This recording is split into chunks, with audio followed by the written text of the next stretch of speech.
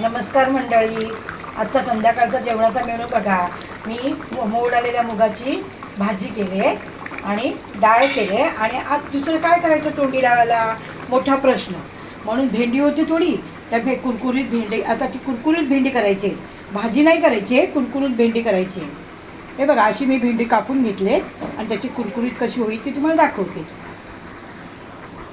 आता मी त्याच्यावर चण्याचं पीठ टाकते, थोडंसं चण्याचं पीठ टाकते.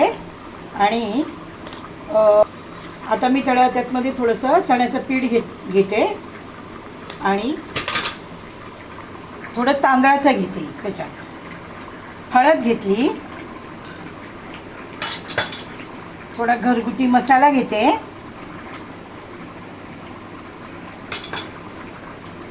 चवीपुरतं मीठ घेते आणि त्याला चिकटपणा येऊ नये. चिकटपणा येतो, भेंडी कशी चिकट असते, म्हणून थोडंसं मी वरून पाव लिंबू पिळलं आहे, थोडंसं पाव लिंबू पिळते. आणि ते सगळं आता मी बघा कसं मॅश करून घेते. हे सगळं मी आता मॅश करून घेते.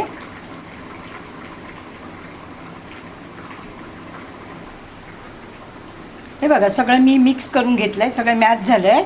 आता मी काय करणार, कढई ठेवले, तर कढईत तेल टाकून त्याला फ्राय करणार. बघा मंडळी, तेल तापलेलं आहे, त्याच्यामध्ये आता हे मी भेंडी सोडते. ही बघा, मॅश केलेली भेंडी कुरकुरीत होतील. असं रोज भेंड्याची भाजी खाऊन पण कंटाळतात मुलं, सगळ्यांनाच कंटाळा येतो. मग काहीतरी वेगळं, म्हणून आम्ही आज कुरकुरीत भेंडी करतो आणि मग तयार झाल्यावर दाखवते.